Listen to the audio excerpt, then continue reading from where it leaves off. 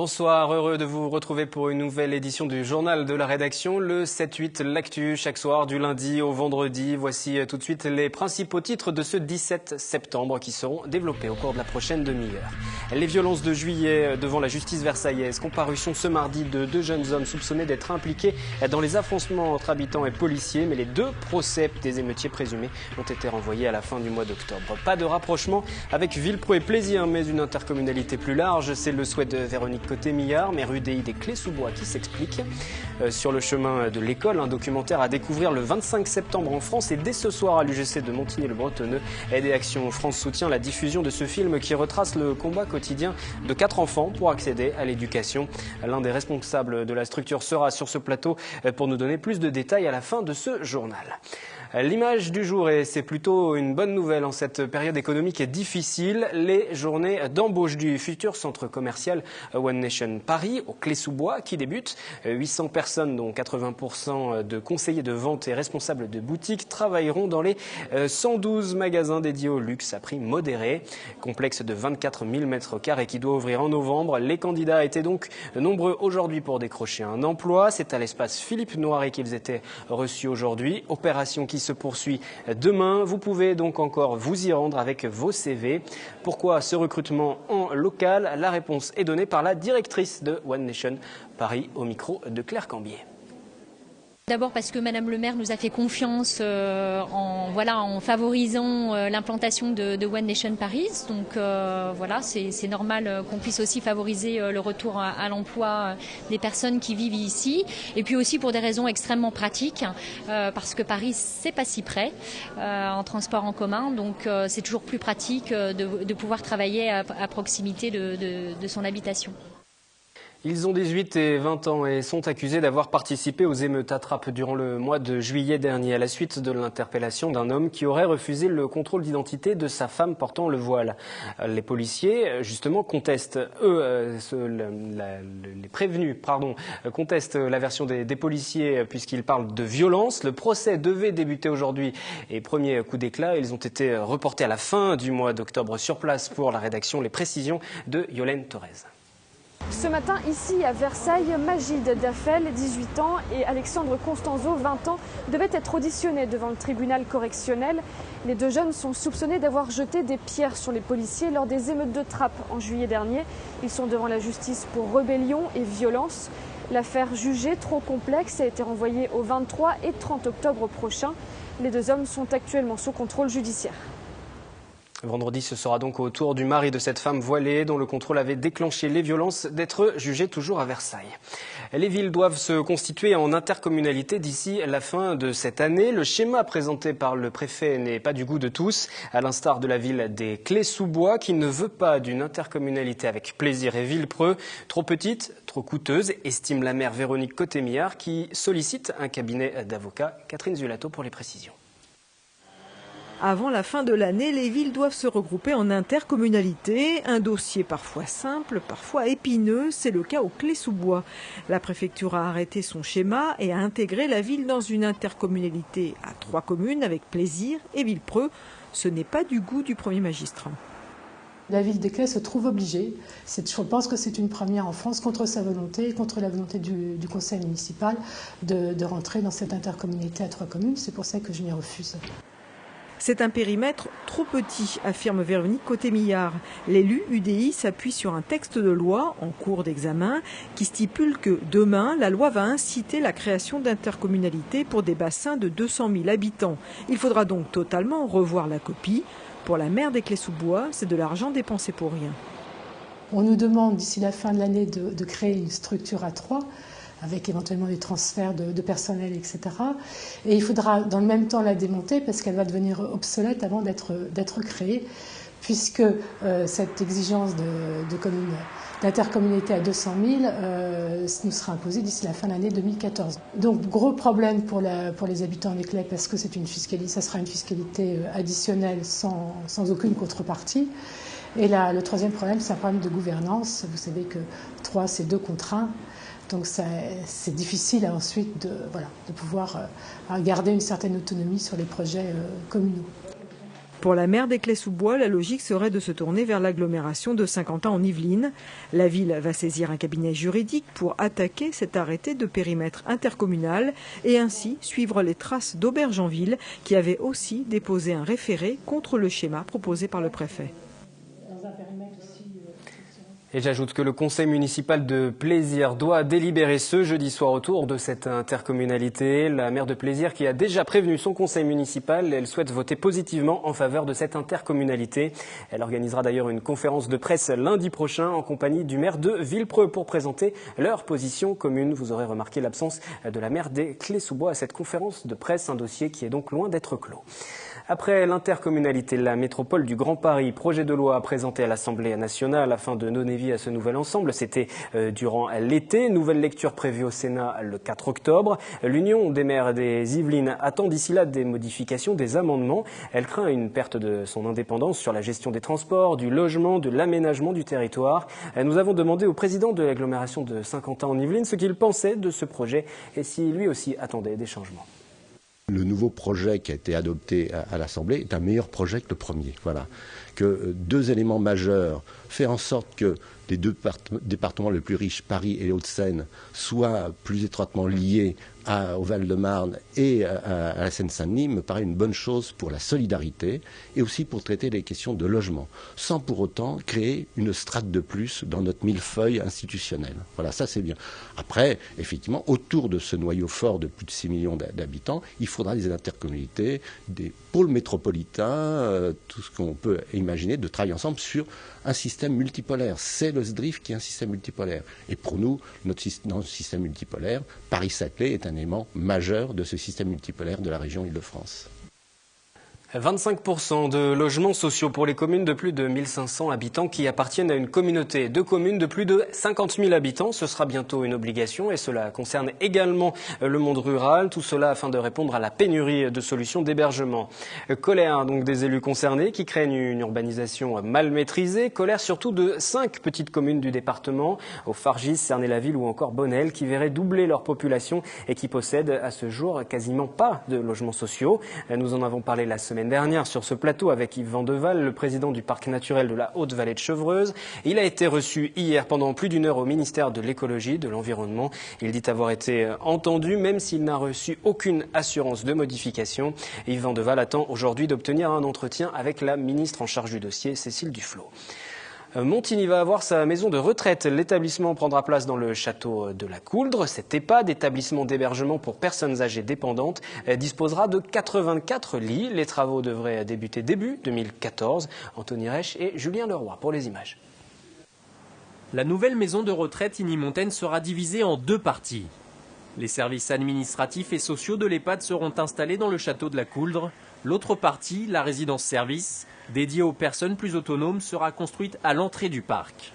L'établissement disposera de 80 lits d'hébergement permanent, de 4 lits temporaires et d'un pôle d'activités et de soins adaptés. Ces aménagements devront toutefois prendre en compte l'architecture du château. Il va falloir aussi voir, parce que les pièces du château sont plus hautes qu'aujourd'hui dans les habitats, donc il y a tout ce travail-là. Il y a le comblement derrière, puisque derrière le château actuellement c'est en creux, donc il va y avoir le comblement pour que justement les jardins puissent être à hauteur et que les personnes puissent en bénéficier.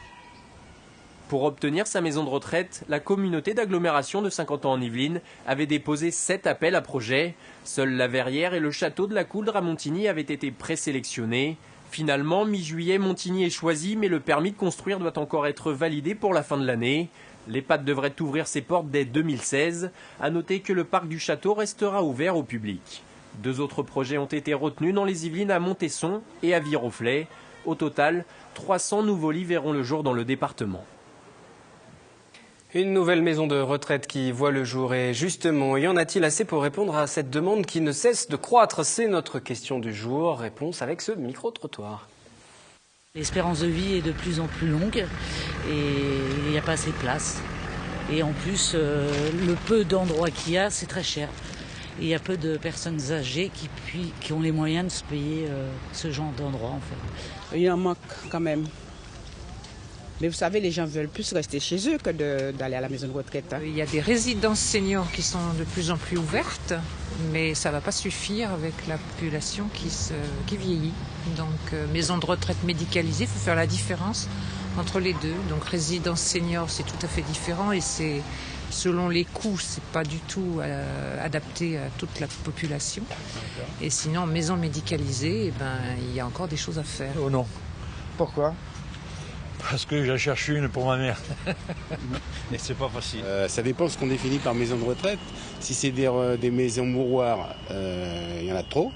Par contre, si c'est des maisons où les personnes âgées sont bien accueillies, bien entourées, où il y a un personnel suffisant, où il y a un humanisme, on va dire, pour faire une fin de vie sereine et agréable, alors là, il en manque. Les accidents de la route sont la principale cause de la mortalité des 15-24 ans en France. Et l'on pense bien sûr aux scooters ou encore aux voitures, mais il ne faut pas oublier les incidents à bord des bus. L'association Cahiers de route avec des formateurs de la société de transport scolaire Urtoul sont intervenus dans un collège de plaisir en fin de semaine dernière auprès d'élèves de 6e pour leur apprendre les gestes de la sécurité routière à bord d'un autocar. Yolène Torres, Patrick Jacques de Dixmude. Ceux du côté couloir sortent au milieu. Face à moi. Ils viennent de faire leur rentrée au collège en classe de 6e et pour certains, le bus est leur tout nouveau moyen de transport en commun. Un agent de sécurité routière leur apprend les bons gestes en se basant sur ce que les enfants ont déjà acquis. On essaie de faire un lien entre la voiture et l'autocar. Le siège, la ceinture de sécurité, l'accoudoir, on leur représente un petit peu le volume, la taille donc c'est une grosse voiture pour eux. Donc toujours par rapport à ce qu'ils connaissent. Donc, en gros, la limite c'est là. Voilà, les élèves ne doivent pas faire demi-tour. Les élèves apprennent aussi à évacuer au plus vite l'autocar en cas d'extrême urgence. Il faut évacuer, il faut écouter le chauffeur. Ceux qui sont derrière, ils passent par la porte de derrière et ceux qui sont devant, ils passent devant en fait. Pas se précipiter, être calme, avoir le sang-froid. Sans oublier le rôle primordial des accompagnateurs, ils apprennent notamment à se placer aux endroits stratégiques dans le bus. L'association Cahiers de route organise cet atelier de prévention routière tous les ans pour les élèves de 6e. On va le refaire une dernière fois. Voilà. La nouvelle place de l'église à Guyancourt vient d'être finalement inaugurée. Les habitants et les commerçants l'auront attendu pendant de longs mois. Les travaux avaient dû être arrêtés après la découverte d'ossements datant de l'époque mérovingienne. Catherine Zulato et Michael Jarry. La place de l'église à Guyancourt n'a certes pas été rebaptisée, elle existait déjà, mais pas sous cette forme. Une place donc remaniée, même doublement remaniée, car si l'idée du départ était d'avoir un parvis de plein pied, le sous-sol en a décidé autrement. En cours de travaux, il y a eu des fouilles archéologiques qui ont montré que nous avions, sous les terres du parvis, un ancien cimetière. Donc il s'agissait à ce moment-là de préserver ce caractère archéologique et de réaliser quand même le projet. Donc on a modifié le projet. On est tombé sur des vestiges mérovingiens. Donc, c'est-à-dire que c'était vraiment quelque chose qui avait de la valeur, interdiction absolue de venir creuser le sol existant. On a donc remis en question complètement le projet initial, qui était du même niveau que la placette au niveau de la pharmacie et de la voie, pour concevoir cette fois-ci un parvis qui soit en surélévation par rapport aux vestiges identifiés. Le chantier a été repoussé de 8 mois pour un résultat qui mêle différents matériaux, tout en pierre calcaire pour le parvis, de la meulière pour les jardinières et les pavés grès pour souligner les marches. Les travaux auront au final coûté 877 000 €, avec une participation de la ville de Guyancourt à hauteur de 500 000 € et le reste par la communauté d'agglomération. Le parc du Poirier Saint-Martin a été inauguré lui aussi à Montigny-le-Bretonneux, un parc avec des équipements de loisirs mais pas uniquement, un lieu d'apprentissage écologique avec notamment une mare éducative ou encore un refuge pour les oiseaux. Un reportage d'Olivier Maniscalco et de Jonathan Villeman. Inauguration du nouveau parc du Poirier Saint-Martin à Montigny-le-Bretonneux. Malgré la pluie, une petite centaine de personnes s'est déplacée pour l'événement.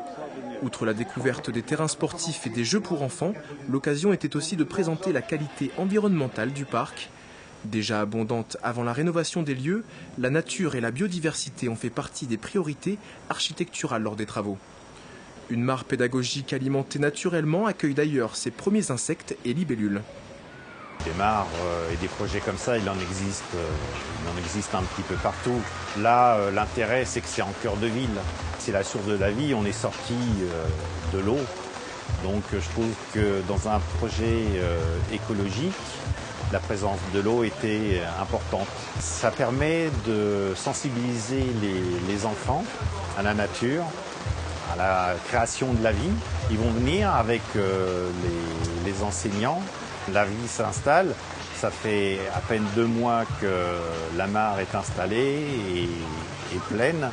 Alors il y a déjà de la vie, parce que quand on s'approche, on voit, ça grouille, il y a des bulles, on voit des petits insectes sous la surface de l'eau, sur la surface de l'eau. Et dernièrement, j'ai appris qu'une grenouille était présente déjà sur le site. Et elle est venue apparemment naturellement.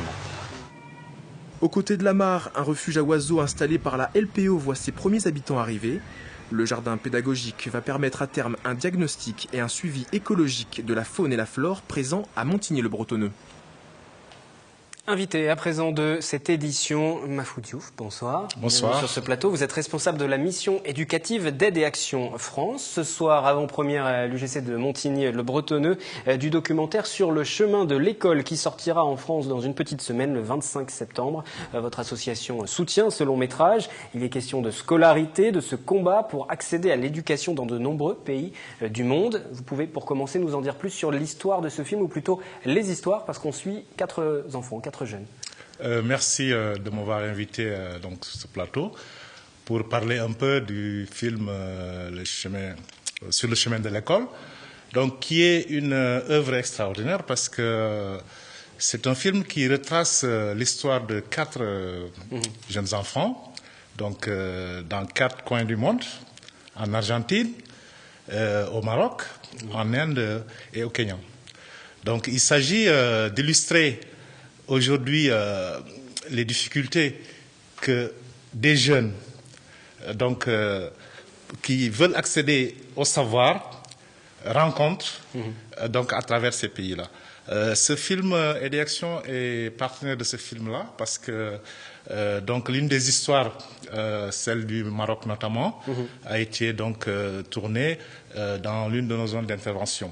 C'est l'histoire de Zahira, 12 ans. C'est l'histoire de Zahira, 12 ans, donc, qui est une jeune Marocaine et qui donc, parcourt donc, plusieurs kilomètres pour aller toutes les semaines à l'école parce que Zahira quitte son village une fois par semaine pour aller donc, à Asni, la commune donc, chef-lieu donc, de ce canton-là, et qui passe à l'internat donc toute une semaine. Mais c'est des histoires extraordinaires. Ce sont des enfants qui parcourent plusieurs kilomètres pour pouvoir accéder à l'éducation. L'éducation, c'est un droit difficile à obtenir. C'est un droit difficile à obtenir. Et le film montre tous les défis auxquels la communauté internationale est confrontée. Parce que si on parle d'accès à l'éducation pour tous, on se rend compte aujourd'hui les limites de l'accès à l'éducation, dans la mesure où on a encore dans certains coins reculés du monde où les enfants ont du mal à avoir les conditions, en tout cas idoines, pour aller à l'école. Parce que là où un jeune doit faire 12 km ou 15 km pour aller à l'école, avant déjà de pouvoir s'investir donc, dans le travail scolaire, vous comprendrez que c'est tout à fait difficile. Alors, donc, on évoque les rythmes scolaires en France. Effectivement, il y a d'autres problématiques dans les autres pays. Vous avez cité Zahira, puisque Aide et Action intervient directement au Maroc. On peut aussi citer Carlos, que vous découvrirez dans le documentaire, qui est projeté ce soir en avant-première à l'UGC aux alentours de 20h, 20h30. On va en reparler, puisque le film sortira ensuite pour tout le public à travers la France le 25 septembre. L'histoire de Carlos, 11 ans, lui, il traverse les plaines de Patagonie sur plus de 18 km avec sa petite sœur, 2 fois par jour, quel que soit le temps. Tout à fait. Et là, c'est une histoire à la fois émouvante et je pense que l'histoire de ces jeunes-là, c'est en quelque sorte une leçon de vie pour à la fois les adultes, mais aussi les jeunes enfants, les jeunes de leur âge, donc qui ont peut-être moins de difficultés, en tout cas, à accéder à l'éducation. Et que le film traite plusieurs sujets, parce qu'on a l'accès à l'éducation, mais au-delà de l'accès à l'éducation, il y a aussi tout le combat de l'éducation des filles, parce que la petite fille Déjà, vous voyez toute la difficulté qu'elle rencontre avec son frère sur le dos d'un cheval pour aller à l'école. Vous voyez Samuel qui traîne un handicap, qui malgré tout cela ne l'empêche pas de rêver, ne l'empêche pas d'aller à l'école. Donc on a vraiment des histoires émouvantes, des histoires qui nous donnent un peu, qui nous donnent envie d'agir encore davantage. Parce que c'est vrai que nous faisons beaucoup de choses. Quand je dis nous, je dis Aider Action, je parle de la communauté internationale. Mais il y a encore beaucoup d'efforts à faire pour arriver à ce que tous les enfants puissent avoir les conditions idéales, ou du moins les conditions minimales pour pouvoir accéder à l'éducation. Aider Action qui intervient, qui soutient ce film, qui est partenaire de ce film. Avant-première ce soir à l'UGC de Montigny-le-Bretonneux, entre 4 et 10 euros pour y accéder. Il fallait s'inscrire auparavant sur le site internet qui s'affiche à l'écran. Il est peut-être un petit peu tard pour vous y rendre, mais ceux qui veulent véritablement découvrir le film, le documentaire dès ce soir, sachant que l'argent sera versé à Aide et Action, c'est l'objectif de cette avant-première, ils peuvent encore s'y rendre? Oui, ils peuvent s'y rendre. Donc il y a la possibilité pour ceux qui n'avaient pas réservé des comptes marques de pouvoir acheter sur place donc des billets pour entrer. Et vous pouvez vous rendre dès ce soir donc à l'avant-première. Je voudrais qu'on s'attarde sur le travail d'Aide et Action qui intervient depuis 1981 pour permettre l'éducation de tous. Action développée par 452 salariés, des milliers de bénévoles dans le monde. 2012, Aide et Action a mis en œuvre 119 projets dans 25 pays. Quels sont les types de projets concrètement que vous développez sur le terrain avec Aide et Action? Alors, Aide et Action développe plusieurs types de projets parce que nous avons des projets qui sont axés sur l'éducation des filles et des femmes, parce que comme vous le savez, l'éducation des filles est un enjeu aujourd'hui dans certains pays du Sud, notamment où l'accès à l'éducation des filles est assez compliqué pour plusieurs raisons. Il y a aussi tout le travail sur l'amélioration de la qualité. Parce qu'une chose est d'envoyer les enfants à l'école, mais il va falloir aussi que ces enfants-là puissent acquérir des savoirs et des compétences de base qui leur permettent de pouvoir demain être utiles à leur société. Donc à ce niveau, nous intervenons donc sur la formation des enseignants, nous intervenons sur tous les aspects qui peuvent concourir à améliorer les conditions d'apprentissage, mais aussi améliorer l'environnement des apprentissages. Parce qu'il faut non seulement améliorer les conditions, mais aussi l'environnement des apprentissages.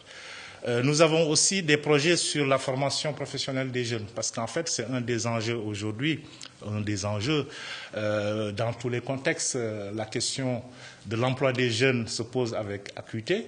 Et là aussi, nous avons développé en Inde, par exemple, une initiative très intéressante qui met l'accent sur les compétences sociales et professionnelles pour permettre à ces jeunes-là non seulement de s'insérer sur le plan économique, mais au-delà aussi d'être des citoyens engagés pour le développement de leur localité. Une trentaine d'années d'actions, de combats qui ont été menés par Aide et Action. Pour autant, les chiffres restent édifiants. 57 millions d'enfants d'âge d'aller à l'école primaire n'ont pas accès à l'école. Plus d'1 milliard de personnes dans le monde vivent avec l'extrême pauvreté et ça complique d'autant plus l'accès à l'école. Est-ce que vous avez le sentiment d'avoir aussi réussi à endiguer un petit peu ces très mauvais chiffres, ces très mauvais résultats? Est-ce que vous obtenez des résultats concrets? Est-ce que vous êtes satisfait de l'action qui est menée sur le terrain? Oui, je pense qu'il y a encore des efforts à faire, mais il faut quand même signaler qu'il y a d'importants efforts qui ont été réalisés ces dernières années. Parce qu'il faut rappeler qu'il y a de cela 10 ans en arrière, l'accès à l'éducation était, le taux, en tout cas d'accès à l'éducation, notamment dans beaucoup de pays, en Afrique et peut-être en Inde et ailleurs, était très bas. Aujourd'hui, quand même, nous sommes arrivés à un niveau où les taux avoisinent 80-90%. Il y a encore 10 à 15% d'enfants qui n'arrivent pas à accéder à l'éducation. Mais je pense que l'effort des ONG, notamment Aide et Action, depuis 30 ans où nous sommes les terrains où nous sommes intervenus, nous avons quand même noté des efforts considérables. Il y a aujourd'hui une tendance très favorable, notamment sur l'éducation des filles. Il y a des zones où aujourd'hui on a 52% de filles qui sont à l'école dans certains pays, alors qu'il y a 10 ans de cela, c'était un écart, c'était un rapport peut-être 40-60.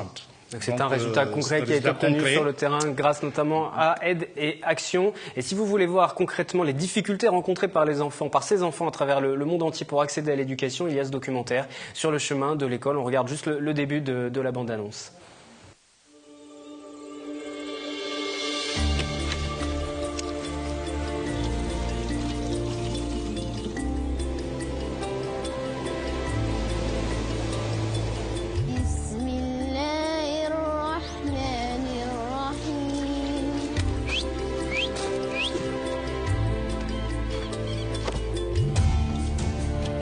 Sur le chemin de l'école, c'est donc ce documentaire à découvrir en avant-première ce soir à Montigny et le Bretonneux à l'UGC. Vous pouvez directement vous y rendre. C'est entre 4 et 10 euros pour le prix des places et c'est reversé à l'association Aide et Action qui est partenaire. Mahfoud Diouf, le responsable de la mission éducative d'Aide et Action France, était avec nous ce soir, juste avant de vous rendre à la projection. Merci à vous. C'est la fin de ce journal. Je vous retrouve demain dès 18h en direct pour un nouveau point sur l'actualité locale. Et puis également, cette semaine à noter, nouveau rendez-vous de Municipal 2014, rendez-vous politique de la rédaction de TV Fil, diffusion le mardi 18h30, 19h30 et 23h, le replay comme d'habitude sur notre site internet. Excellente soirée, à demain.